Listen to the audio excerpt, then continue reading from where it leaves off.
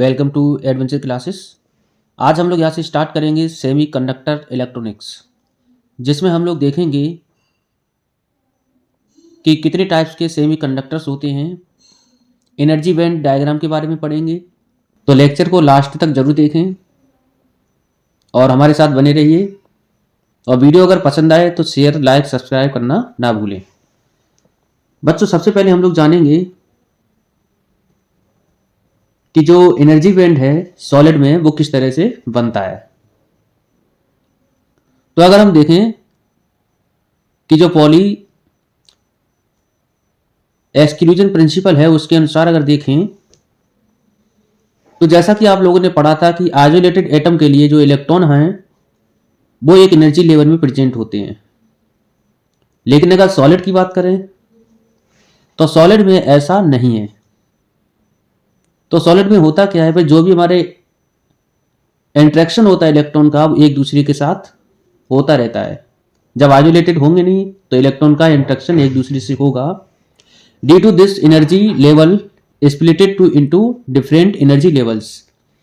तो फिर यहाँ पर क्या, जो इलेक्ट्रॉन हमारे एक लेवल से या दूसरी लेवल पर क्या करेंगे, ओवरलैप करेंगे, स्प्लिट करेंगे। Quantity of these different energy level depend on the quantity of interacting atom.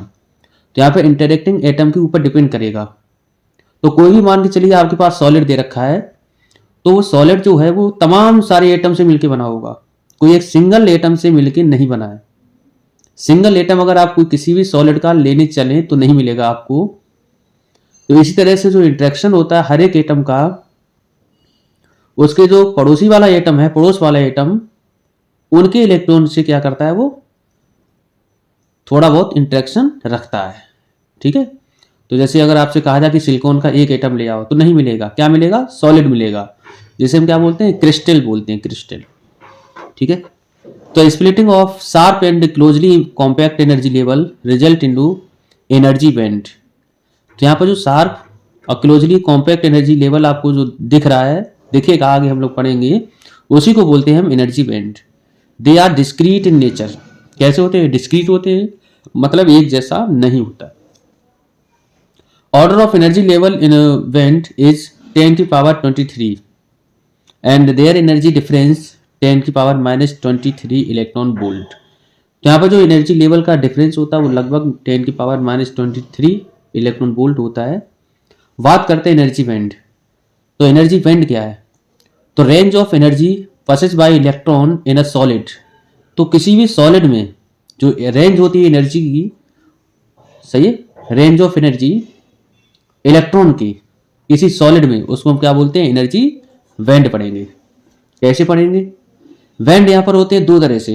एक होता है बैलेंस बैंड। बैलेंस बैंड में क्या होता है, range of energy process by balance electron. मतलब यहाँ पर जो एनर्जी प्रोसेस होगी किसके द्वारा होगी, बैलेंस इलेक्ट्रॉन के द्वारा होगी, जिसे हम बोलते हैं बैलेंस बैंड। ये वाले बैंड में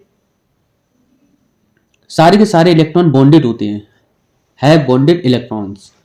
जब इलेक्ट्रॉन बॉन्डेड होंगे तो कोई भी फ्री इलेक्ट्रॉन होगा नहीं।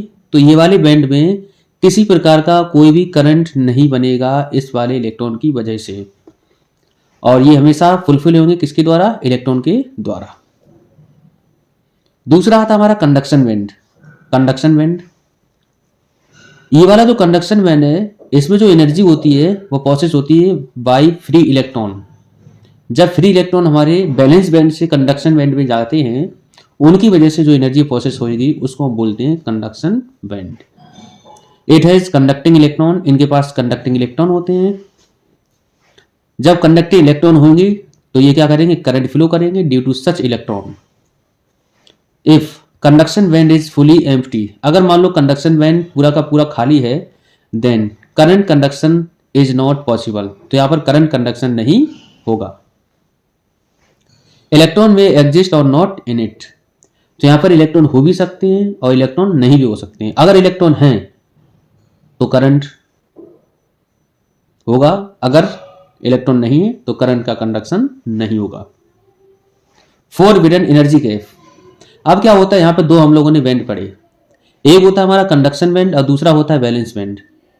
तो नीचे होता है बैलेंस बैंड, ऊपर होता है कंडक्शन बैंड। अभी हम लोग डायग्राम के थ्रू समझेंगे। इन दोनों के बीच के डिफरेंस जो है उसको हम बोलते हैं फॉरबिडन एनर्जी गैप।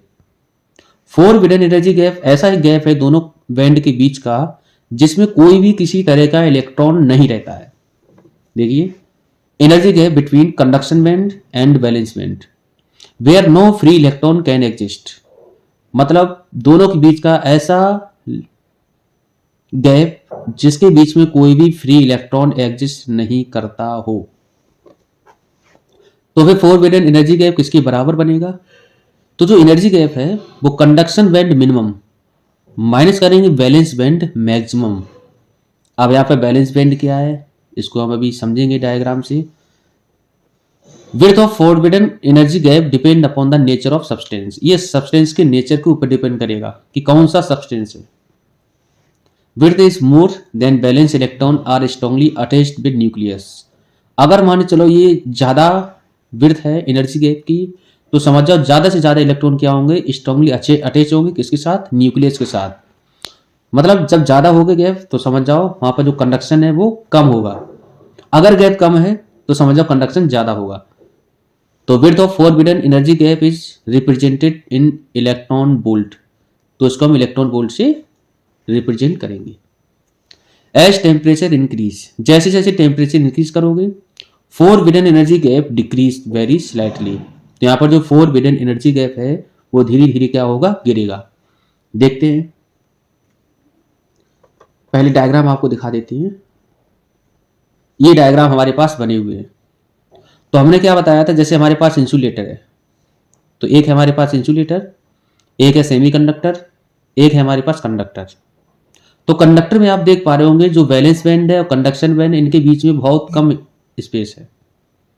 वही सेमीकंडक्टर में वैलेंस बैंड और कंडक्शन बैंड के बीच में थोड़ा सा गैप है, लेकिन इंसुलेटर में ज्यादा गैप है। मतलब ये वाली जो लाइन है नीचे वाली इसको हम बोलते हैं कंडक्शन बैंड मिनिमम, ठीक है, और इसको हम बोलेंगे बैलेंस बैंड मैक्सिमम। तो अगर हम देखें फोरबिडन एनर्जी गैप, तो फोरबिडन एनर्जी गैप अभी हम लोगों ने देखा, फोरबिडन एनर्जी गैप वो जो होगा वो अभी हम लोगों ने पढ़ा था कंडक्शन बैंड मिनिमम और माइनस करेंगे बैलेंस बैंड मैक्सिमम। क्लियर है? मतलब जो बैलेंस बैंड है वो मैक्सिमम यहां से लेके और कंडक्शन बैंड मिनिमम, इन दोनों के बीच की डिस्टेंस को हम बोलते हैं क्या? Forbidden energy gap. और ये वाली जो विड्थ ज्यादा होगी कब? जब न्यूक्लियस के पास सारे के सारे इलेक्ट्रॉन अटैच्ड हो, स्ट्रांगली बाउंडेड हो।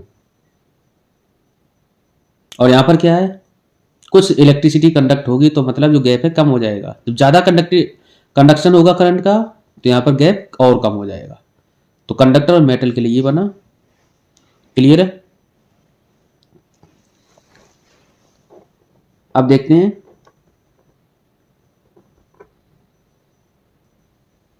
तो वही चीज लिखी है, ठीक है। तो फोरबिडन एनर्जी गैप जो है कंडक्शन बैंड मिनिमम और माइनस का बैलेंस बैंड मैक्सिमम। तो width forbidden energy gap depend करेगा नेचर के ऊपर, सब्सटेंस का नेचर क्या है। विड्थ ज्यादा होगी अगर वो न्यूक्लियस के साथ ज्यादा अटैच्ड होंगे इलेक्ट्रॉन। टेम्परेचर बढ़ाओगे तो क्या होगा? वो डिक्रीज होगा। क्लासिफिकेशन ऑफ सॉलिड, सॉलिड का क्लासिफिकेशन किस तरह से होता है? पहला हमारा on the basis of electrical conductivity. तो इलेक्ट्रिकल कंडक्टिविटी के हिसाब से सॉलिड का क्लासिफिकेशन किस तरह से है? पहला हमारा है कंडक्टर, दूसरा है सेमीकंडक्टर, तीसरा है इंसुलेटर। मेटल, दे पॉसेस वेरी लो रेजिस्टिविटी। मतलब मेटल क्या होती है, इनके पास जो रेजिस्टेंस होता है वो बहुत कम होता है, या फिर कहते हो जो कंडक्टिविटी होती है वो ज्यादा होती है। इसे हम रो से रिप्रेजेंट करेंगे। इसका तो ऑर्डर होता है वो क्या होता है 10 की पावर -2 से लेकर 10 की पावर -8 ओम मीटर क्या रेजिस्टिविटी। दूसरा हमारे पास है insulator, they have high resistivity. इनकी जो रेजिस्टिविटी होती है वो हाई होती है, लगभग 10 की पावर 8 ओम मीटर। तो यहाँ पे देखो 10 की पावर -8, तो यहाँ पर कितना हो गया 10 की पावर +8। सेमी कंडक्टर का क्या होता है, they have resistivity intermediate to metal and insulator. तो ऐसे सॉलिड जिनकी रेजिस्टिविटी 10 की पावर 5 से लेके 10 ओम मीटर तक हो तो समझ जाओ उनकी जो वो वाले सब्सटेंस हमारे क्या होंगे या वो हमारे सॉलिड क्या कहेंगे, semi conductor. Elemental semiconductor, semiconductor कितने टाइप के होते हैं? तो एलिमेंटल सेमीकंडक्टर में हम लोग देखते हैं सिलिकॉन और जर्मेनियम। कंपाउंड सेमीकंडक्टर में हम लोग देखते हैं जैसे कैडमियम सल्फर हो गया, गैलियम आर्सेनिक हो गया, एंथ्रासीन हो गया, पॉलीएनालाइन हो गया, एटसेट्रा। तो ये हमारे कुछ कंपाउंड सेमीकंडक्टर हैं। लेकिन आजकल जो सबसे ज़्यादा प्रयोग में आता है वो हमारे होते हैं elemental semiconductor, silicon and germanium.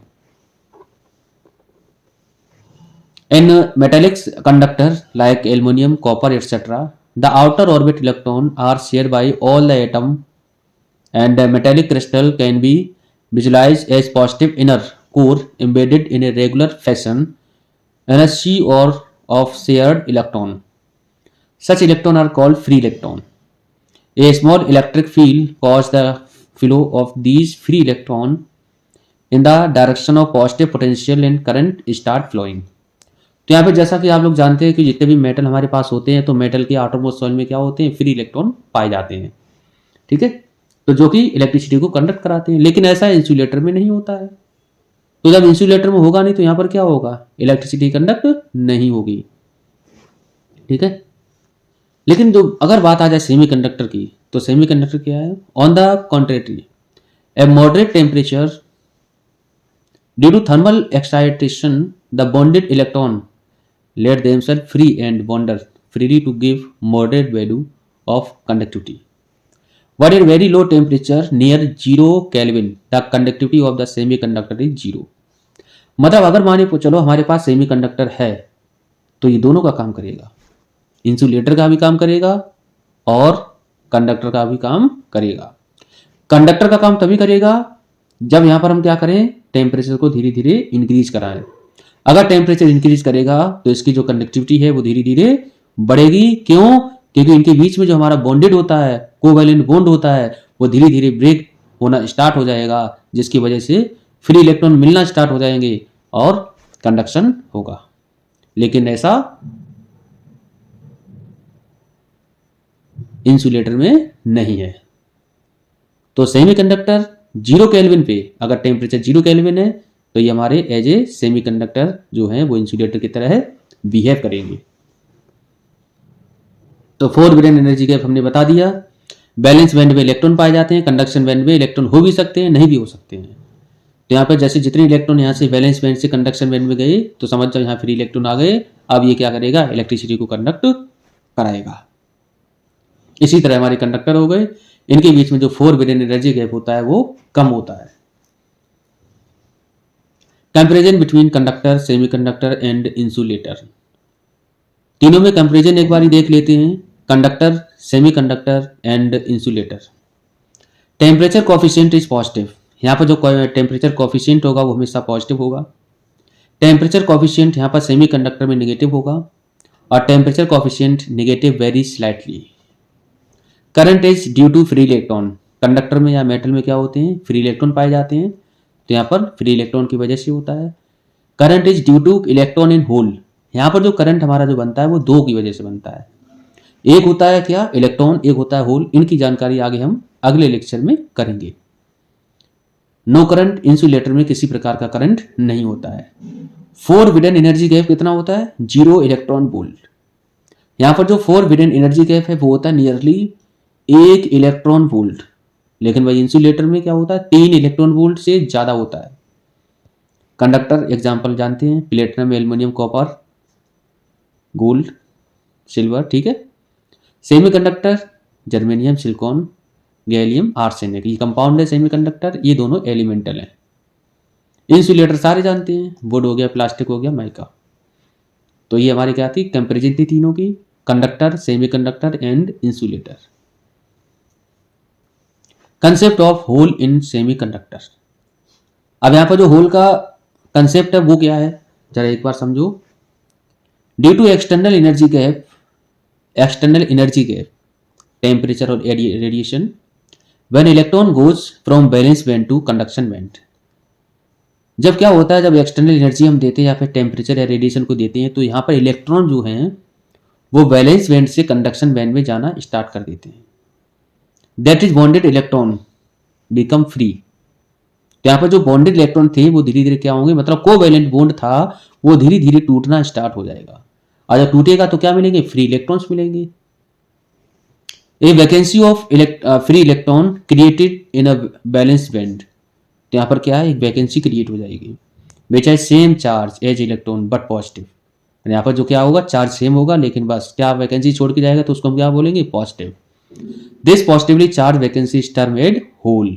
तो इसको हम क्या बोलते हैं, होल। तो जैसे मान के चलो ये हमारे पास सिलिकॉन का है, सिलिकॉन का एक क्रिस्टल है, ठीक है, ये सिलिकॉन का पूरा एक क्रिस्टल है, और यहाँ पर क्या है, कोवैलेंट बॉन्ड बना हुआ है, मतलब ये सिलिकॉन का एटम है, तो ये इसके साथ, ये इनके साथ क्या है, आपस में कोवैलेंट बॉन्ड बनाए हैं। जब ये कोवैलेंट बॉन्ड बना हुआ है, जब धीरे से क्या करेंगे, टेम्परेचर को इंक्रीज करेंगे या फिर बाहर से कोई एनर्जी मिलेगी, एक्सटर्नल एनर्जी मिलेगी, तो ये कोवैलेंट बॉन्ड टूटना स्टार्ट हो जाएगा। तो यहाँ पर क्या हुआ, कोवैलेंट बॉन्ड टूटा, मान लो ये वाला टूटा, तो यहाँ का जो इलेक्ट्रॉन है वो छिटक के बाहर निकलेगा, जिसको हम बोलते हैं thermal generated electron, thermal generated free electron. अब यहाँ से जब इलेक्ट्रॉन निकलेगा तो यहाँ पर क्या बनाएगा, एक वैकेंसी बनाएगा या होल बनाएगा, ठीक है। तो ये हमारा होल बन के तैयार हो गया। क्लियर है। तो जो हमारा जिस जगह से इलेक्ट्रॉन निकलेगा वहां पर एक होल छोड़ेगा, जिसे हम बोलते हैं positive charge. It is deficiency of electron in valence band.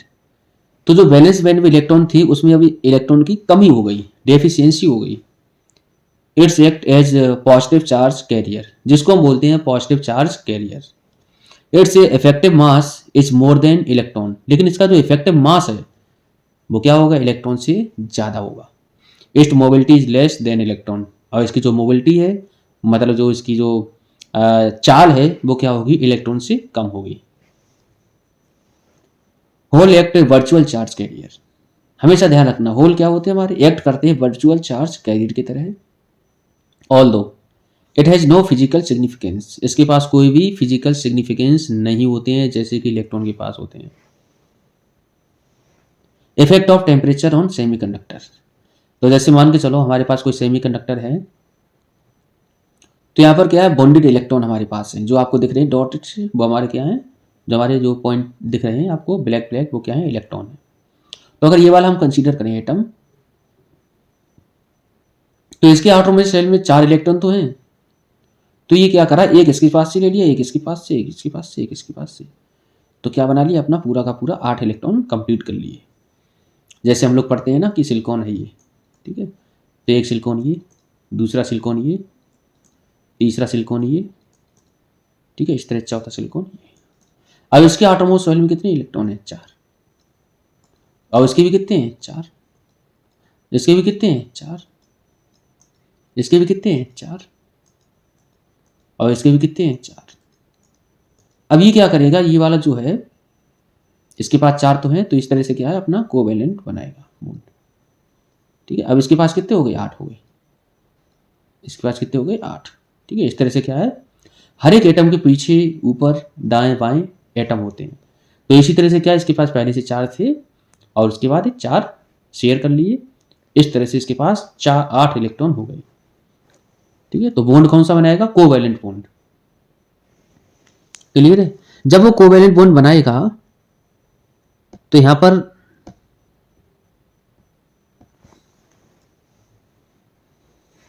बनाने के बाद अब यहां जब टेम्परेचर को इंक्रीज करेंगे, जैसे हमने टेम्परेचर दिया, तो यहां का एक इलेक्ट्रॉन निकल के बाहर चल गया, तो इसको हम बोलेंगे क्या, थर्मल जनरेटेड फ्री इलेक्ट्रॉन। देखो लिखा हुआ है, जो चीज़ अभी हमने बताई थी, थर्मल जनरेटेड फ्री इलेक्ट्रॉन। और यहाँ पर क्या बना लिया, एक वैकेंसी बना लिया। क्या बनाया, वैकेंसी। तो ये हमारा जो वैकेंसी है इसको हम बोलेंगे होल। तो अपनी जगह पर क्या छोड़ के जाएगा, एक होल छोड़ के जाएगा। जो हमारा पहले जो फिगर दे रखे थे, a 2 dimensional representation of silicon और जर्मेनियम स्ट्रक्चर, वो हमारा सिलिकॉन और जर्मेनियम के लिए 2 डायमेंशनल स्ट्रक्चर था। It is an idealized picture in which no bond are broken, उनमें कोई भी बॉन्ड ब्रेक नहीं हुआ। Such a situation arise at low temperature, और ये वाली सिचुएशन जो है वो लो टेम्परेचर पे होगी। एज द टेम्परेचर इंक्रीज, अगर मान के चलो हमारे पास कोई क्रिस्टल है, तो शुरुआत में जो हमारे पास था क्रिस्टल, भाई दो डायग्राम हमारे पास है ना, एक ये और एक ये। तो ये वाले केस में क्या होगा, ये हमारा काम करेगा एज ए इंसुलेटर, क्योंकि हमने टेम्परेचर बढ़ाया नहीं। जैसे ही टेम्परेचर कुछ बढ़ाओगे तो क्या होगा, धीरे धीरे जैसे ही टेम्परेचर बढ़ाओगे तो thermal energy available to the electron, तो इसको थर्मल एनर्जी मिलेगी इलेक्ट्रॉन को, help them to break away, तो क्या करेंगे वो ब्रेक करेंगे, becoming free electron for conduction, जो कि फ्री इलेक्ट्रॉन मिलेंगे और यहां पर कंडक्शन कराएंगे। Effect of impurity in semiconductor, अब यहां पर क्या होता है, जो ये हमारे क्या है, सेमीकंडक्टर है, ठीक है। अब यहां पर जो भी हमारे सेमीकंडक्टर हैं, इनके बेसिस पे अगर हम देखें तो सेमीकंडक्टर हमारे दो टाइप, सेमीकंडक्टर हमारे होते हैं दो टाइप के, एक होता है इंट्रिंसिक सेमीकंडक्टर, एक होता है एक्सट्रिंसिक सेमीकंडक्टर। तो क्या करते हैं, कभी कभार हम टेम्परेचर वगैरह को नहीं बढ़ाना है तो हम उसमें कुछ इम्प्योरिटी को मिला देते हैं। अब इम्प्योरिटी हम किसकी मिलाते हैं, क्यों मिलाते हैं, जरा बात करते हैं। तो यहाँ पे लिखा है doping is a method of addition of desirable impurity atom to pure semiconductor to increase conductivity of semiconductor. मतलब जो भी हमारे पास सेमीकंडक्टर है उसकी अगर आपको कंडक्टिविटी बढ़ानी है तो उसमें हम मिला देंगे क्या, डिजायरेबल इम्प्योरिटी, कुछ इम्प्योरिटी मिला देंगे जिसको हम बोलते हैं क्या, डोपिंग, ठीक है। तो उसको हम क्या करते हैं, डोप कर देते हैं, क्या करेंगे, डोप, ठीक है। या doping is a process of deliberate addition of a desirable impurity atom to a pure semiconductor to modify its property in control manner। मतलब जो भी हमारे पास है सेमीकंडक्टर, अगर उसकी आपको कंडक्टिविटी बढ़ानी है तो हम क्या करते हैं, उसमें अपनी तरफ से थोड़ी बहुत डिजायरेबल इम्प्योरिटी को मिला देते हैं, जिससे क्या है, उसकी कंडक्टिविटी बढ़ जाएगी। हम अब टेम्परेचर वगैरह या बाहर से कोई एक्सटर्नल एनर्जी प्रोवाइड नहीं कराएंगे, ठीक है। अब यहाँ पर डोपेंट क्या है, डोपेंट तो जो भी हम इम्प्योरिटी को मिलाते हैं, जो भी हमने इम्प्योरिटी मिलाई है सेमीकंडक्टर में उसे हम बोलते हैं dopant. The impurity added be, और जो इम्प्योरिटी हम मिलाएंगे वो बहुत कम मात्रा में, मतलब 1 पार्ट पर मिलियन, ठीक है, 1 ppm। The dopant atom should take the position of semiconductor atom in the lattice, और जो भी हम इम्प्योरिटी को मिलाएंगे वो एक हमारे जो लैटिस का मतलब कहें तो सेम साइज की लगभग होनी चाहिए, एटम का साइज लगभग क्या होना चाहिए, बराबर होना चाहिए। मतलब जिसकी हम इम्प्योरिटी मिला रहे हैं उसके एटम का साइज लगभग जो सेमीकंडक्टर के एटम है उसके साइज के बराबर होना चाहिए, नियर बाई ग्रुप की होनी चाहिए। तो सेमीकंडक्टर लगभग हमारे कहाँ पाए जाते हैं, 4th ग्रुप में पाए जाते हैं। तो 4th ग्रुप के एलिमेंट हमारे जर्मेनियम और सिलिकॉन हैं, तो या तो 5th ग्रुप की मिलाएंगे या तो हम 3rd ग्रुप की इम्प्योरिटी को मिलाएंगे। तो दो तरह की इम्प्योरिटी को हम इसमें मिलाते हैं। अब यहाँ पे जो चीज हमने मिलाई है इम्प्योरिटी उसको हम बोलते हैं डोपेंट, ठीक है। तो ऐसा नहीं है कि हमने क्या करा, मक्का में बालू को मिला दिया, तो मक्का में बालू मिलाना, तो बालू का कण बहुत छोटा, मक्का का कण बड़ा, ठीक है। The presence of dopant atom should not distort the crystal lattice, मतलब वही है, साइज लगभग क्या होना चाहिए, बराबर होना चाहिए। The size of the dopant atom should be almost the same as that of crystal atom, देखो आगे बात वही। The concentration of dopant atom should not be large, जो कंसेंट्रेशन है डोपेंट का, वो कंसेंट्रेशन जो है वो ज्यादा नहीं होना चाहिए, not more than 1% of crystal atom, 1% से ज्यादा नहीं होना चाहिए। Note, it is to noted that the doping of a semiconductor increase its electrical conductivity to great extent। मतलब अगर हमें इलेक्ट्रिक जो कंडक्टिविटी है वो ज़्यादा बढ़ानी है तो हम क्या करते हैं, उसको डोप्ड कर देते हैं सेमीकंडक्टर को। इस तरह से सेमीकंडक्टर हमारे होते हैं कितने टाइप के, 2 टाइप के, सेमीकंडक्टर, एक होता है हमारा इंट्रिंसिक सेमीकंडक्टर और दूसरा होता है एक्सट्रिंसिक सेमीकंडक्टर।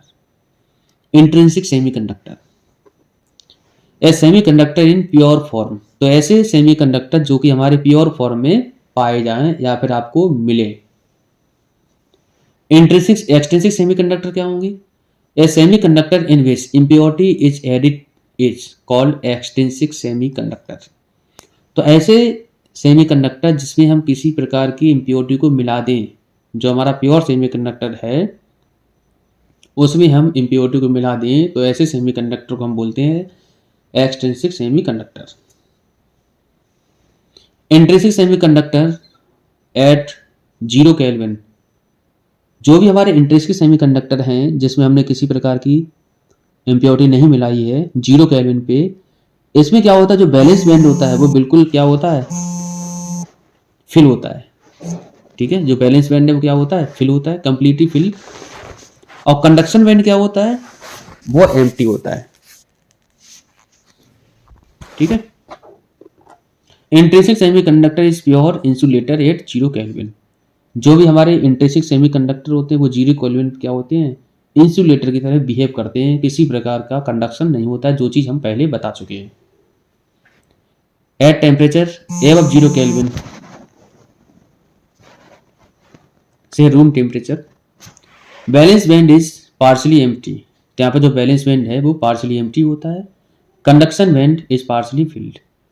जैसे जैसे टेम्परेचर बढ़ेगा या फिर रूम टेम्परेचर पे आ जाए, तो यहाँ पर जो बैलेंस बैंड है, जो कंडक्शन बैंड है, बैलेंस बैंड और कंडक्शन बैंड वो पार्शली फिल्ड होता है। Therefore it can conduct at room temperature, मतलब रूम टेम्परेचर पर ये थोड़ी बहुत इलेक्ट्रिसिटी कंडक्ट कर सकता है। तो ये हमारे पास है कोई सेमीकंडक्टर। सेमीकंडक्टर में क्या है, ये नीचे वाला जो आपको दे रखा है, नीचे जो दे रखा है वो हमारा होता है बैलेंस बैंड, और ऊपर जो दे रखा है उसको हम बोलते हैं कंडक्शन बैंड। यहाँ का जो एनर्जी गैप होता है, एनर्जी गैप वो 3 इलेक्ट्रॉन वोल्ट से कम होता है।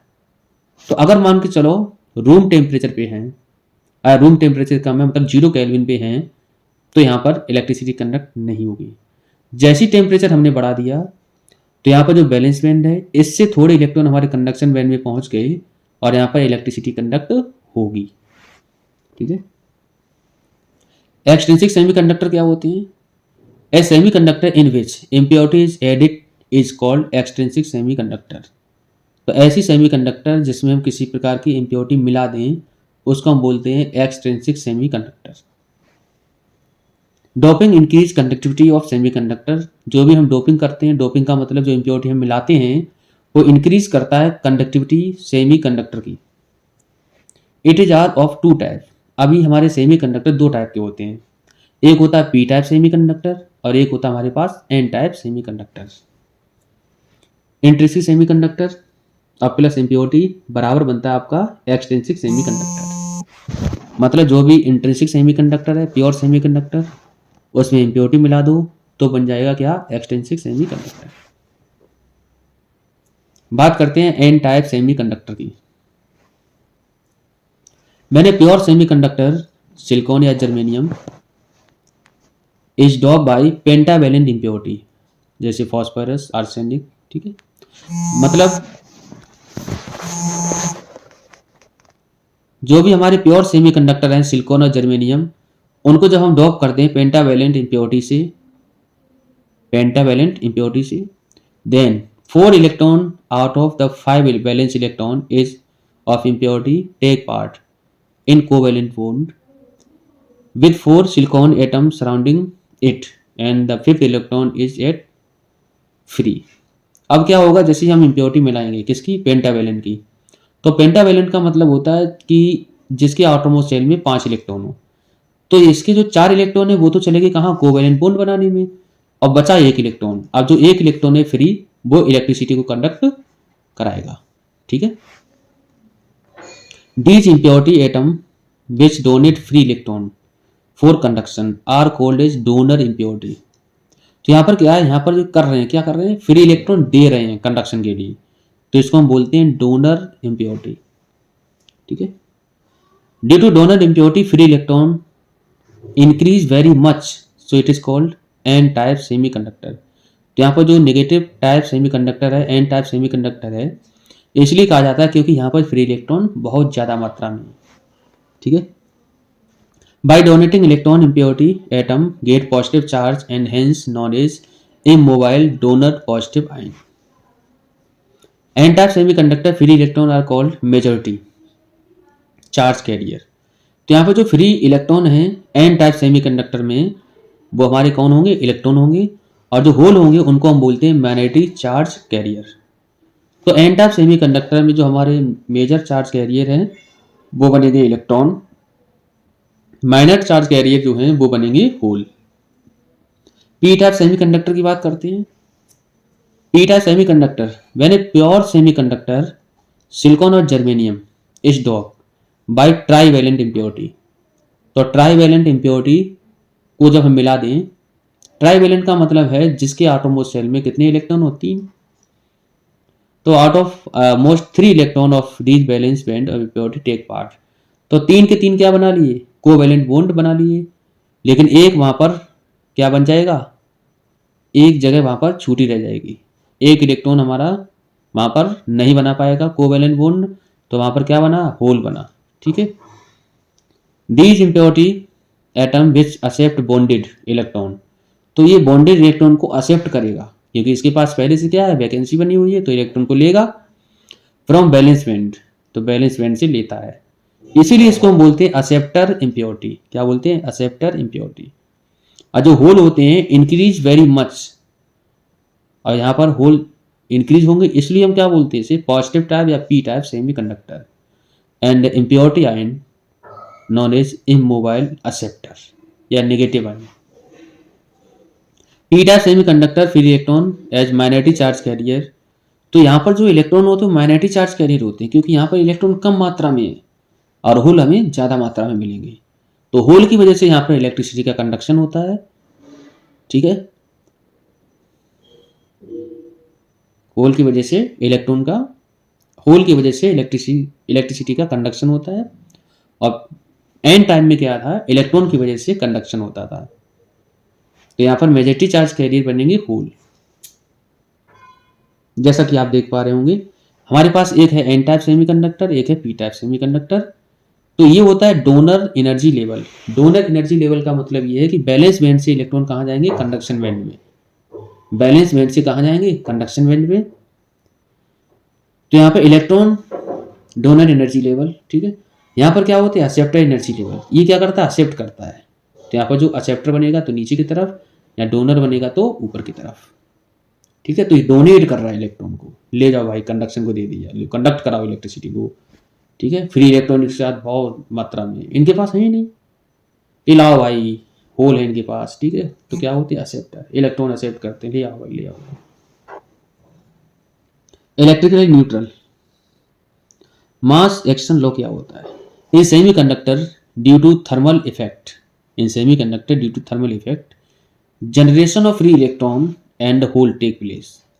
तो यहाँ पर क्या होता है? जब भी आपने देखा कि इंट्रिंसिक सेमीकंडक्टर हमने बात करी, तो उसमें जैसे ही आपने हीट बढ़ाई या फिर थर्मल इफेक्ट दिया, तो यहाँ पर फ्री इलेक्ट्रॉन हमारी जनरेट हुई। ठीक है। और जब फ्री इलेक्ट्रॉन निकलेंगे तो यहाँ पर क्या बनाएंगे? होल बनाएंगे। तो होल बना लिया। ठीक है। Apart from the process of generation recombination also occur simultaneously. तो यहाँ पर क्या? जैसे ही इलेक्ट्रॉन निकला तो वहां पर होल आ गया, मतलब बराबर मात्रा में सारी चीजें। In which free electron further recombined with hole, मतलब फ्री इलेक्ट्रॉन जो था वो फिर से कहाँ गया? होल के पास आ गया। पी टाइप में भी आपने देखा कि जैसे वहां पर टूटा बंधन तो इलेक्ट्रॉन क्या हुआ, या एन टाइम में देखा तो हमने क्या हुआ? एट टाइम में तो वहां पर इलेक्ट्रॉन निकलने के बाद घूमता रहा पूरा, वैकेंसी वगैरह देखा, जहां वैकेंसी मिली वहीं पर बैठ गया। At equilibrium rate of generation of charge carrier is equal to rate of recombination of charge carrier. The recombination occur due to electron colliding with a hole. Larger value of Ne और NH higher is the probability of the recombination. अगर मान लो Ne और NH ज़्यादा है तो यहाँ पर probability ज़्यादा होगी रिकॉम्बिनेशन की। इस तरह से हम बोलते हैं क्या? Na इंटू में NH बराबर Ni square. Electron hole recombination, it is necessarily to complete a bond that electron is shared from neighboring atom, or it may also be received from conduction bond. In the second case, electron recombine with the hole of valence bond. This process is called electron hole combination. तो यहाँ पर क्या होता है, जब भी हमारा complete होता है बॉन्ड, इलेक्ट्रॉन हमारा शेयर हो जाता है नाइबरिंग एटम के साथ, या फिर रिसीव कर लिया जाता है कंडक्शन बैंड में, या फिर सेकेंड वाले केस में इलेक्ट्रॉन रिकम्बाइन हो जाता हो होल के साथ, कहाँ, बैलेंस बॉन्ड में, बैलेंस बैंड है, ठीक है ये। The breaking of bond, the bond break होगा और generation of electron hole pair, electron और होल जनरेट होंगे, and completion of bond due to recombination is taking place continuously, ये लगातार चलता रहेगा, ठीक है। At equilibrium the rate of generation become equal to the rate of recombination, तो जितना जनरेशन होगा उतना ही कॉम्बिनेशन होगा, giving a fixed number of free electron and holes, और number of electron number of hole बराबर रहेंगी वहाँ पर। PN junction diode, classification of semiconductor देखा, दो टाइप के सेमीकंडक्टर हम लोगों ने देखे, intrinsic and extrinsic semiconductor.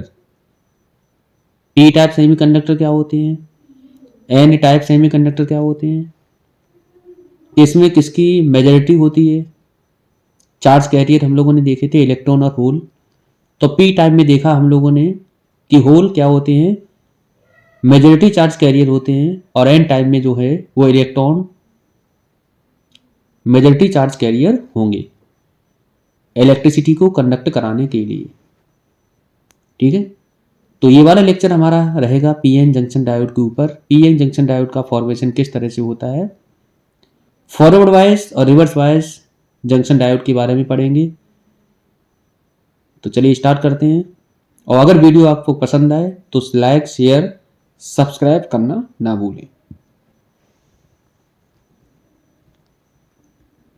PN junction diode, तो जो पीएन जंक्शन डायोड है वो हमारा दो टाइप के सेमीकंडक्टर को मिला के बनता है। जैसा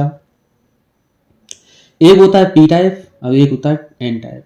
जब दोनों को हमने क्या करा, एक दूसरे को मिला लिया, तो जैसा कि हम लोग जानते हैं कि पी टाइप में क्या होते हैं, मेजॉरिटी होती है होल की, तो इसमें होल है ज़्यादा, और इधर क्या होंगे, फ्री इलेक्ट्रॉन। तो फ्री इलेक्ट्रॉन और बीच में बनती है डिप्लीशन रीजन। ये किस तरह से बनती है अभी हम लोग देखेंगे।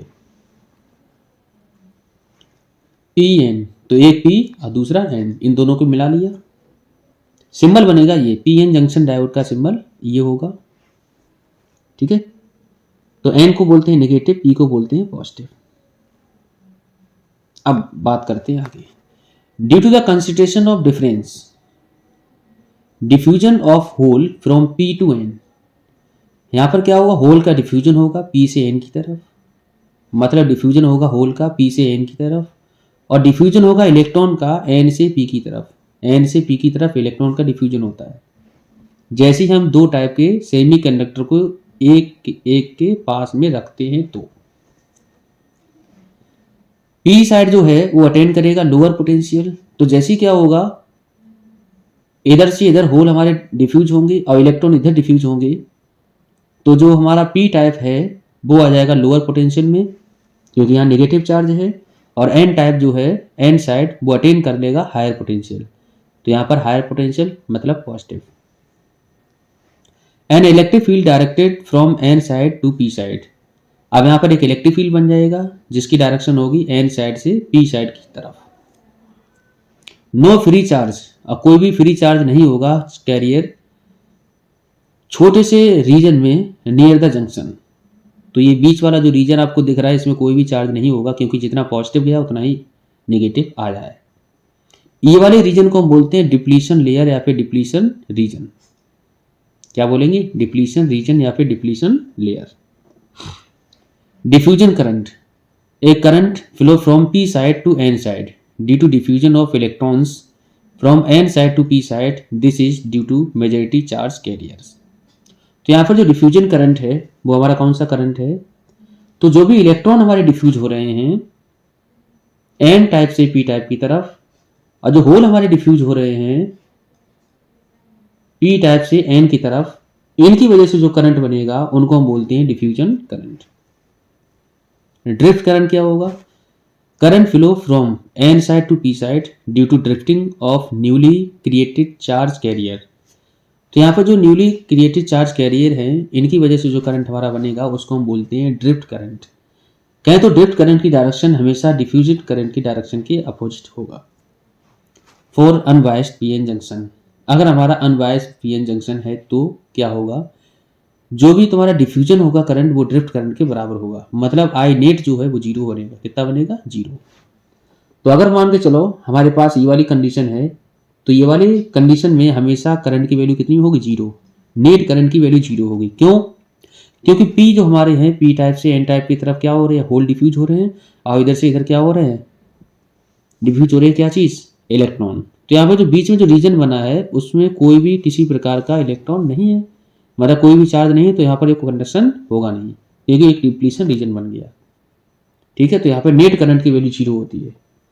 तो ये चीज होती है अनवाइस में। कब होगा? अनवाइस, जब हमारा अनवाइस पीएन जंक्शन होगा। Diffusion current increase with decrease in state of electric field and vice versa. Diffusion current क्या करेगा? इंक्रीज करेगा। जैसे जैसे डिक्रीज करेगा strength of electric field, electric field की वैल्यू डिक्रीज होगी तो डिफ्यूजन करंट बढ़ेगा, और ऐसे ही इसका उल्टा है। Drift current is fairly independent of electric field, ये इलेक्ट्रिक फील्ड के ऊपर डिपेंड नहीं करता है। कौन? Drift current, unless it is very strong. लेकिन ड्रिफ्ट करंट के कैसा होता है? स्ट्रॉन्ग होता है। In this situation the electric field may cause breaking up bond and large amount of drift current flow in a circuit. और यहाँ पर क्या होगा? ज़्यादा मात्रा में करंट फ्लो करेगा। This situation is called breakdown या डिपेंड ऑन डोपिंग। और ये डिपेंड करेगा किसके ऊपर? डोपिंग के ऊपर। अब ये ब्रेक डाउन क्या है इसके बारे में बात करते हैं। की पॉइंट हमारे विड्थ ऑफ डिप्लीशन रीजन, कुछ हमारे की पॉइंट है कौन कौन सी है। जो विड्थ होगी डिप्लीशन लेयर की वो क्या होती है? Nearly 10⁻⁻⁶ metre. As doping increase, जैसे जैसे हम डोपिंग इंक्रीज करेंगे डिप्लीशन लेयर क्या होगी? डिक्रीज होगी। क्यों?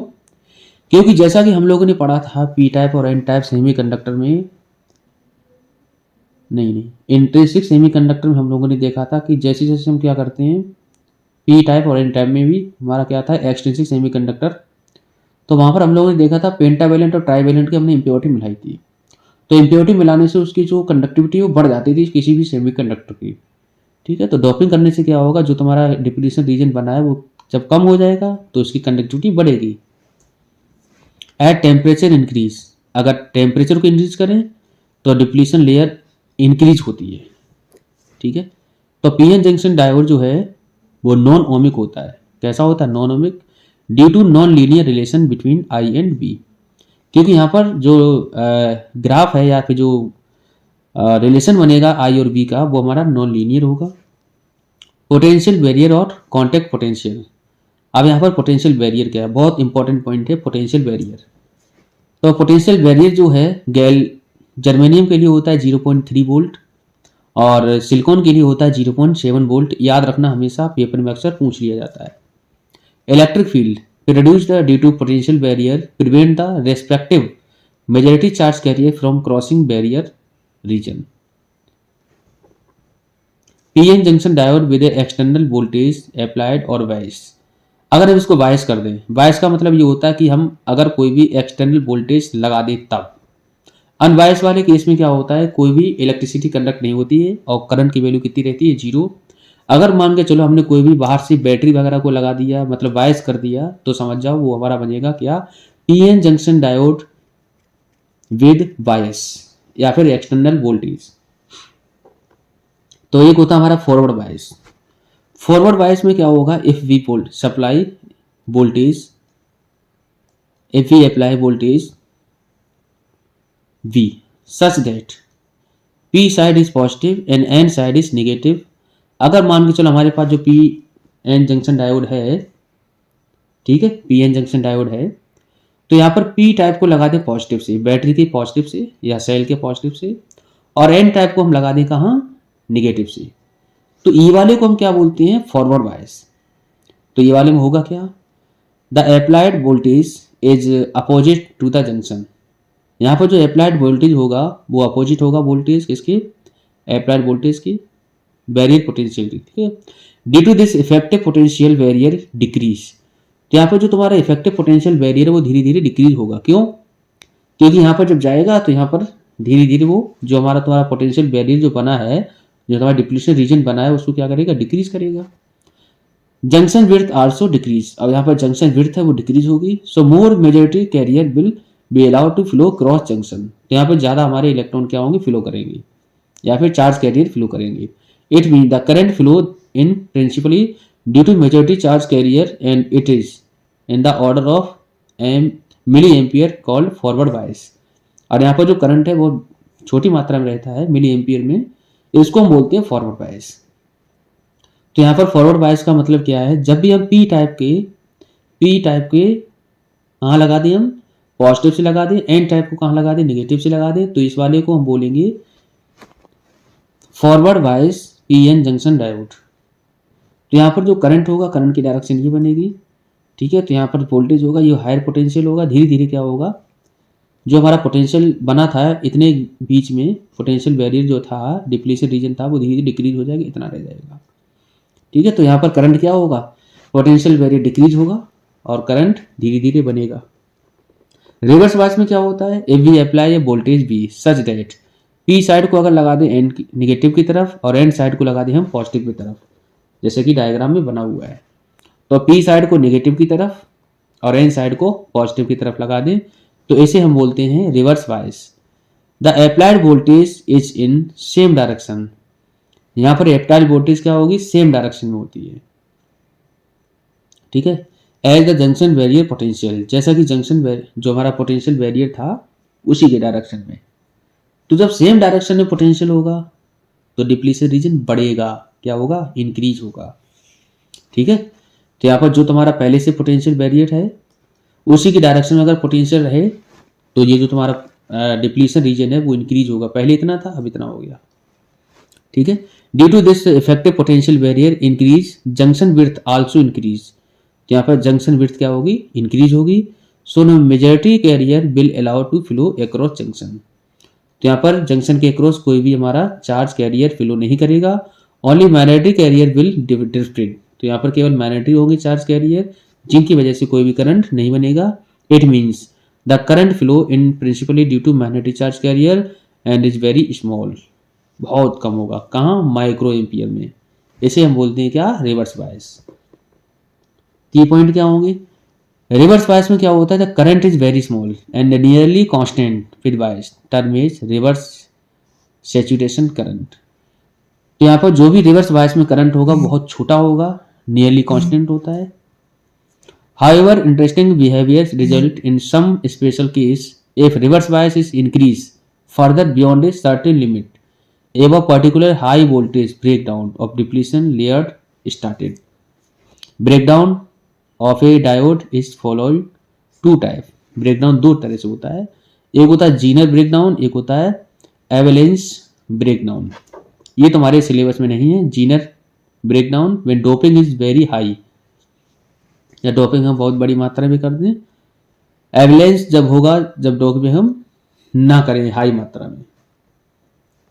तो अब फॉरवर्ड बायस और रिवर्स बायस में क्या हमारी कंपैरिजन है, डिफरेंस है, इनमें हम देख लेते हैं। पोटेंशियल बैरियर यहाँ पर जो बना था हमारा डिप्लीशन रीजन बना था वो क्या होता है, रिड्यूस हो जाता है। यहाँ पर पोटेंशियल बैरियर जो है इंक्रीज हो जाता है। Width of depletion region decrease हो गई, width of depletion region increase हो गई। PN junction provide very small resistance, यहाँ पे बहुत कम रेजिस्टेंस क्या होता है, ठीक है, प्रोवाइड होता है। यहाँ पर ज़्यादा मात्रा में रेजिस्टेंस प्रोवाइड होता है। Forward current flow in the circuit, तो यहाँ पर जो करंट है वो फॉरवर्ड डायरेक्शन में ही जाता है। वेरी स्मॉल करंट फ्लो, यहाँ पर बहुत कम मात्रा में, कहें तो micro ampere current flow mainly due to majority charge carrier, और यहाँ पर जो करंट है वो मेजॉरिटी चार्ज कैरियर की वजह से ही फ्लो करता है। और यहाँ पर जो करंट फ्लो करेगा वो मेनली माइनॉरिटी चार्ज कैरियर की वजह से फ्लो करता है। क्वेश्चन की बात करते हैं। The resistance of PN junction diode decrease, जो junction diode PN junction diode का जो रेजिस्टेंस है वो डिक्रीज करता है। व्हेन फॉरवर्ड बायस, जब फॉरवर्ड बायस रहेगा, और इंक्रीज करता है रिवर्स बायस में। क्यों? तो ऐसा इसलिए है, जैसा कि हम लोगों ने पढ़ा था कि पीएन जंक्शन अगर हमारा है PN junction diode forward bias का, तो उसमें जो पोटेंशियल था बैरियर पोटेंशियल के अपोजिट डायरेक्शन में वोल्टेज अप्लाई होती थी, तो जिसकी वजह से क्या रेजिस्टेंस कम हो जाता था। वही आंसर लिखा है यहाँ पर। वह PN junction diode is forward bias, अगर फॉरवर्ड बायस है तो विड्थ जो है डिप्लीशन लेयर की डिक्रीज हो जाती है और बैरियर की भी। Potential is opposed by forward bias लिखा है। In other word potential barrier decrease, hence the diffusion of hole and electron through the junction increase. तो यहाँ पर जो होल है इलेक्ट्रॉन है वो क्या करते हैं, इंक्रीज करते हैं, तो कंडक्शन ज्यादा होगा और वहां रेजिस्टेंस कम हो जाएगा। Due to this the diode current increase and hence resistance decrease. जब करंट इंक्रीज होगा तो रेजिस्टेंस डिक्रीज होगा। अब ऐसे इसी तरह से पीएन जंक्शन डायोड अगर हमारा रिवर्स बायस है तो रिवर्स बायस में क्या होता था, जो हमारा पोटेंशियल बैरियर है, पोटेंशियल बैरियर को सपोर्ट करता था क्या, जो तुम्हारा पोटेंशियल था सेल वाला वो, और जो विड्थ है डिप्लीशन रीजन की वो इंक्रीज होती थी। As a result of this the diode current become almost zero. ठीक है, देयरफॉर तो यहाँ पर जो हमारे मेजॉरिटी चार्ज कैरियर की वजह से कोई भी करंट नहीं बनता था, जो भी करंट बनेगा वो माइनॉरिटी चार्ज कैरियर की वजह से बनेगा, और यहाँ पर करंट ना के बराबर होता है, जिसकी वजह से रेजिस्टेंस क्या होता है, हाई। वीआई कैरेक्टरिस्टिक देखते हैं आप यहाँ पर। तो शुरुआत में हमारे पास क्या कुछ पोटेंशियल बैरियर बन के बैठा हुआ है, अब इसे क्या करना है, हटाना है। तो हटाने के दो तरीके आपके पास। पहला क्या होगा, जैसे मान लो हमारे पास ये क्या है, पोटेंशियल बैरियर हमारे पास है, तो ये हमारे पास क्या है, करंट फॉरवर्ड बायस, और ये फॉरवर्ड बायस के लिए करंट, ये रिवर्स बायस के लिए, ये रिवर्स बायस के लिए पोटेंशियल। तो क्या हमारे पास शुरुआत में हमने धीरे धीरे फॉरवर्ड बायस में करंट देना मतलब पोटेंशियल देना स्टार्ट किया। और फॉरवर्ड बायस में जैसा कि हम लोग पढ़ चुके हैं, जो भी हमारा बना था बैरियर, तो बैरियर के अपोजिट हमारा पोटेंशियल काम करता है। तो धीरे धीरे पोटेंशियल हम देते रहे देते रहे देते रहे देते रहे, तो धीरे धीरे क्या है, जो पोटेंशियल था उधर उसका वो सामना करता रहा करता रहा करता रहा। एक कंडीशन ऐसी आई, ये पोटेंशियल बैरियर खत्म, तो पोटेंशियल बैरियर खत्म, तो पोटेंशियल बैरियर यहाँ से पता चला कितना होता है, 0.7 वोल्ट। तो इसके लिए किसके लिए, सिलिकॉन के लिए, जर्मेनियम के लिए कितना, 0.3। तो इस तरह से क्या है, करंट फिर उसके बाद लगातार बढ़ता रहेगा। रिवर्स बायस में क्या है, रिवर्स बायस में सपोर्ट करता है पोटेंशियल को, तो यहाँ पर पोटेंशियल को सपोर्ट करेगा और यहाँ पर करंट क्या होगा, रिवर्स बायस में चला जाएगा। ये ग्राफ जो है हमारा नॉन ओमिक ग्राफ है। कैसा है, non ohmic graph. Application of PN junction diode as a rectifier, मतलब जो हमारा पीएन जंक्शन डायोड है उसका हम एप्लीकेशन समझेंगे एज ए रेक्टिफायर। अब ये रेक्टिफायर क्या होता है, इसके बारे में हम डिटेल नॉलेज लेंगे। फुल वेव रेक्टिफायर और हाफ वेव रेक्टिफायर क्या होता है, इसका सर्किट डायग्राम देखेंगे और वेव डायग्राम को अच्छे से समझेंगे। थोड़े छोटे मोटे हमारे कैलकुलेशन टाइप के क्वेश्चन हैं, उनको भी हम कवर करेंगे यहाँ से। इससे पहले हमारे 2 लेक्चर हो चुके हैं, जिससे पहले वाले लेक्चर में हम लोगों ने देखा कि सेमीकंडक्टर की टाइप कितनी होती हैं, इंट्रिंसिक सेमीकंडक्टर क्या होता है, एक्सट्रिंसिक सेमीकंडक्टर क्या होता है, पी टाइप सेमीकंडक्टर और एन टाइप सेमीकंडक्टर के बारे में देखा। सेकंड वाले लेक्चर में हम लोगों ने देखा PN junction diode unbiased and biased, मतलब फॉरवर्ड बायस और रिवर्स बायस और वीआई कैरेक्टरिस्टिक्स हम लोगों ने देखी। तो चलिए स्टार्ट करते हैं ये वाला लेक्चर बिना किसी देरी के। अगर आप लोगों ने पिछले वाले लेक्चर को नहीं देखा तो उसको भी जाके देख लें। चलिए स्टार्ट करते हैं। रेक्टिफायर, तो रेक्टिफायर क्या है, एक हमारी डिवाइस है जो कि कन्वर्ट करता है एसी को डीसी में। Conversion of AC into DC is called a rectification. जब भी हम एसी को डीसी में कन्वर्ट करेंगे तो उसको हम पढ़ेंगे क्या, rectification. There are various type of rectifier, हमारे पास बहुत तरह से रेक्टिफायर हैं, जहां हम लोग केवल और केवल 2 टाइप के रेक्टिफायर के बारे में बात करेंगे, हाफ वेव और फुल वेव रेक्टिफायर्स। सबसे पहले बात करेंगे हम हाफ वेव रेक्टिफायर के बारे में।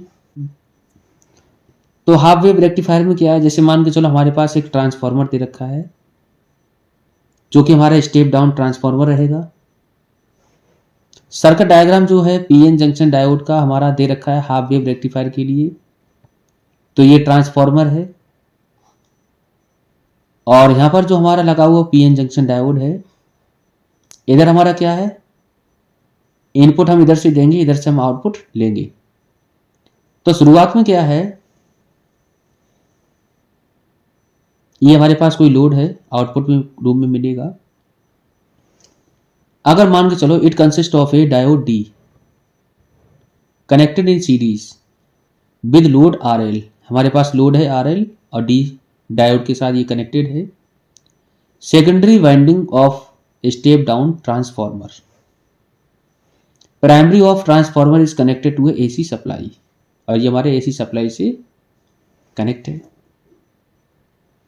During positive half cycle, during positive half cycle of input AC and A जो है of the secondary winding become positive, मतलब एंड ए जो है वो पॉजिटिव है एंड पॉइंट बी जो है वो कैसा रहेगा, नेगेटिव।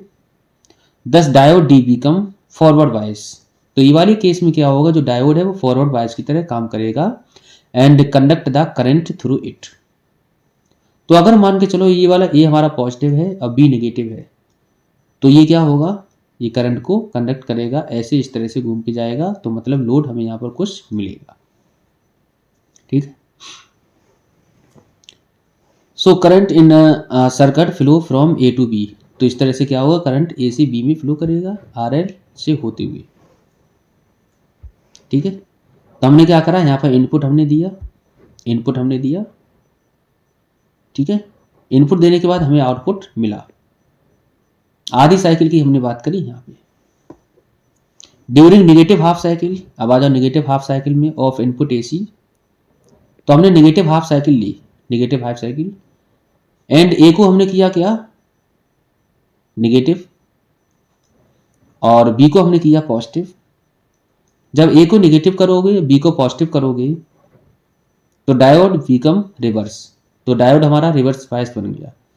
जब वो रिवर्स बायस होगा तो यहाँ पर किसी प्रकार की इलेक्ट्रिसिटी कंडक्ट नहीं होगी, क्योंकि ये हमारा नेगेटिव बन गया, ये पॉजिटिव बन गया।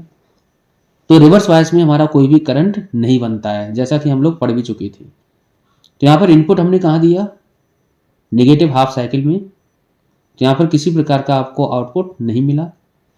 इसी तरह हम आगे बढ़ेंगे। So no current flow in the circuit since electric current through load R L flow only during positive half cycle, तो यहाँ पर केवल पॉजिटिव हाफ साइकिल में ही आपको क्या मिलेगा, आउटपुट मिलेगा। In one direction only, that is from A to B, केवल ए टू बी में। ए कब रहना चाहिए, पॉजिटिव, और बी कैसा रहना चाहिए, नेगेटिव, तब जाके ये फॉरवर्ड बायस की तरह काम करेगा। ठीक है। इनपुट फ्रीक्वेंसी बराबर आउटपुट फ्रीक्वेंसी, लेकिन जो फ्रीक्वेंसी है वो बराबर होती है। मैक्सिमम एफिशिएंसी इसकी जो होती है वो 40% की लगभग होती है। ठीक है। रिपल फैक्टर क्या होता है, तो रिपल फैक्टर जो होता है वो हमारा बनेगा एसी कंपोनेंट अपॉन में डीसी कंपोनेंट, चाहे तो आई आर एम एस का स्क्वायर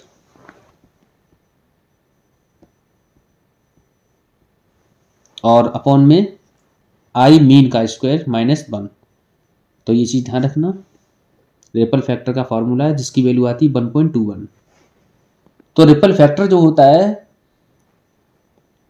हाफ वेव रेक्टिफायर के लिए वो बनता है 1.21।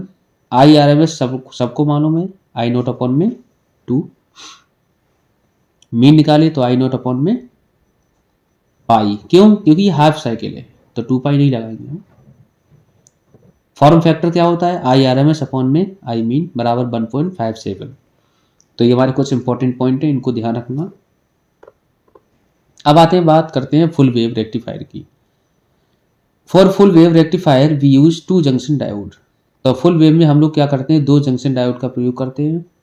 The circuit diagram for full wave rectifier using 2 junction diode, यहाँ पे 2 जंक्शन डायोड का हम लोग प्रयोग करते हैं। A full wave rectifier consist of 2 diode connected in parallel, एक दूसरे के पैरेलल होते हैं। End of secondary winding of a centre tap step down transformer, the load resistance R L is connected across secondary winding and diode between A and B, जैसा कि हमारा circuit दे रखा है। तो हमारे पास दो डायोड है, एक डायोड है D1, एक डायोड है हमारे पास D2, और यहाँ पर लोड हमने यहाँ बीच में लगा रखा है। ठीक है, ये यहाँ पे लगा रखा है, ये हमारा टैप्ड है स्टेप डाउन ट्रांसफॉर्मर, ये टैप्ड है, यहाँ पर आपको आउटपुट मिलेगा। ठीक है, इनपुट ये, आउटपुट ये। चलिए देखते हैं। During positive half cycle of input AC and A and जो है सेकेंडरी वाइंडिंग बिकम पॉजिटिव, तो ए यहाँ पे होगा और बी यहाँ पे होगा। ठीक है, D1 बिकम फॉरवर्ड बायस, इसकी वजह से क्या होगा, ए हमारा होगा पॉजिटिव, बी होगा नेगेटिव, तो यहाँ पर जो D1 है वो बनेगा फॉरवर्ड बायस, वे डायोड D2 रिवर्स बायस, कैसा होगा, रिवर्स बायस होगा। So diode D1 allow the current to flow through it, तो D1 क्या करता है, इसके थ्रू करंट को अलाउ करेगा। जैसे मान के चलो इधर से घूम के गया, इधर से घूम के आएगा, मतलब यहाँ पर करंट आपको आउटपुट मिलेगा। While diode D2 does not, और यहाँ पर डायोड हमारा D2 काम नहीं करेगा क्योंकि ये रिवर्स बायस बना। And current in the circuit flow from D1, तो D1 की वजह से यहाँ पर करंट फ्लो करेगा थ्रू लोड RL फ्रॉम X टू Y। ठीक है, इसी तरह क्या होगा, अगली जो हमारी नेगेटिव हाफ साइकिल होगी, नेगेटिव हाफ साइकिल में क्या होगा, हम इसको मान के चलेंगे नीचे वाले को, A of the secondary winding become negative, मतलब जो हमारा ए है उसको हमने नेगेटिव मान लिया, अब बी को हम मान के चलेंगे पॉजिटिव। जब बी पॉजिटिव होगा ए नेगेटिव होगा, तो D1 बिकम रिवर्स बायस, तो जो हमारा D1 है वो कैसा होगा, रिवर्स बायस होगा। जैसा आप देख पा रहे होंगे ये नेगेटिव है, तो P टाइप को हमने जब नेगेटिव बनाया तो हमारा रिवर्स बायस हो गया, तो ये हमारा फॉरवर्ड बायस कौन सा होगा, ये, और करंट की डायरेक्शन बनेगी ये। तो इस तरह से क्या है, हमें आउटपुट कुछ जाके मिलेगा। ठीक है, इस तरह से आउटपुट हमें मिलेगा। Where diode D2 forward bias, so diode D1 does not allow the current, तो जो हमारा D1 है वो करंट को अलाउ नहीं करेगा, but diode D2 does, D2 करेगा, and current in the circuit flow from D2। तो यहाँ पर केवल और केवल जो करंट मिलेगा किसकी वजह से मिलेगा, D2 की वजह से मिलेगा, लेकिन मिलेगा, तो इनपुट दोगे आउटपुट मिलेगा। तो इस तरह से जो हमारा ग्राफ बनेगा फुल वेव के लिए, वो पॉजिटिव हाफ साइकिल में जो अगर चले, पॉजिटिव हाफ साइकिल में, तो क्या होगा, हमारा डायोड D1 काम करेगा, तो यहाँ पे आउटपुट हमें मिला। इसलिए नेगेटिव हाफ साइकिल में कौन काम करेगा, ये वाला काम करेगा डायोड D2, तो इसकी वजह से भी हमें आउटपुट मिला, मतलब दोनों में आउटपुट आपको मिलेगा। तो ये हमारा होता है कौन, full wave rectifier. Since in both the half cycle of input AC electric current through load RL flow in the same direction, so DC is obtain across RL। यहाँ पर although direction of electric current through RL remains same, but its magnitude change with time, so it is called pulsating DC। अब यहाँ पर क्या होता है, जैसे हमें आउटपुट मिल रहा है तो एक ही डायरेक्शन में मिलेगा, जिसको हम क्या पढ़ते हैं, DC करंट, और यहाँ पर जो मैग्नीट्यूड अलग अलग होगा, जिसके लिए क्या होता है, जब मैग्नीट्यूड हमारा चेंज हो तो इसको हम बोलते हैं पल्सेटिंग DC। ठीक है, तो यहाँ पर जो DC की वैल्यू होगी, आउटपुट की वैल्यू अलग अलग होगी, लेकिन डायरेक्शन एक ही है। आप देख पा रहे होंगे आउटपुट में क्या है, डायरेक्शन आपको एक ही मिल रही है, पॉजिटिव में जा रहा है, तो ये कौन सा करंट होगा, DC करंट होगा। ठीक है, इनपुट हमारा कैसा है, AC है, तो यहाँ पर कैसा मिला, DC, तो DC से आप कैसा मिला, AC मिला, AC से कैसा मिला, DC मिला। तो समझ जाओ ये एक ही डायरेक्शन है पॉजिटिव, लेकिन ये पॉजिटिव नेगेटिव दोनों में है। तो इसलिए हम क्या बोलते हैं, इसको पल्सेटिंग बोलते हैं। क्यों, क्योंकि यहाँ पर जो मैग्नीट्यूड है वो करंट का या वोल्टेज का क्या हो रहा है, चेंज हो रहा है। इंपॉर्टेंस क्या है, यहाँ पर जो आउटपुट फ्रिक्वेंसी होगी वो 2 टाइम्स होगी इनपुट फ्रिक्वेंसी का, लेकिन हाफ वाले में क्या था, बराबर थी। मैक्सिमम एफिशिएंसी की होती है लगभग उसका दुगना होता है, और फिर थी 46%, तो यहाँ पे होती है 81%। रिपल फैक्टर यहाँ पर है 0.48, और यहाँ पर IRMS वही रहेगा I0/√2। ठीक है, वहाँ पर था I0/2, मीन कितना हो जाएगा 2I0/पाई, फुल साइकिल के लिए हम लोग पढ़े ही हैं। ठीक है, क्वेश्चन की बात करते हैं। In the figure given below the input wave form is converted into the output waveform by a device X. Name the device X and draw the circuit diagram. तो आपको दे रखा है एक डिवाइस X दे रखा है और यहाँ पर इनपुट दे रहे हैं, आउटपुट आपको कुछ मिल रहा है। तो यहाँ पे देखो दोनों डायरेक्शन में हम क्या कर रहे हैं, मतलब इनपुट दे रहे हैं, मतलब AC करंट दे रहे हैं, आपको DC मिल रहा है एक डायरेक्शन में। तो पॉजिटिव हाफ में भी मिला आपको, नेगेटिव हाफ में भी मिला आपको ये आउटपुट। ठीक है, तो इस हिसाब से हमारा जो होगा वो फुल वेव रेक्टिफायर होगा। ठीक है, तो क्या होगा, full wave rectifier. Circuit diagram वही बनेगा। अगला question, an AC signal is fed into two circuit X and Y and the corresponding output in the two cases have the waveform as shown. Identify the circuit X and Y, draw their label circuit diagram. Briefly explain the working of circuit Y. How does the output waveform from circuit Y get modified when a capacitor is connected across the output terminal parallel to load resistor? तो यहाँ पर हमें मालूम है ये वाला जो है X क्या होगा, हाफ वेव होगा, और Y क्या होगा, फुल वेव। तो यहाँ पर X बनेगा हाफ वेव और Y क्या बनेगा, फुल वेव। अगर मान के चलो हमने क्या लगा दिया, इसके capacitor of large capacitance is connected in parallel to the load. अगर लोड के हमने क्या लगा दिया, बिल्कुल पैरेलल में एक कैपेसिटर लगा दिया, तो व्हेन द जो pulsating voltage supplied by the rectifier is rising the capacitor C get charge. तो जो भी पल्सेटिंग हो रही है उसकी वजह से क्या हो जाएगा, कैपेसिटर चार्ज हो जाएगा। If there is no external load the capacitor would have remain uncharged to peak voltage of the rectified output.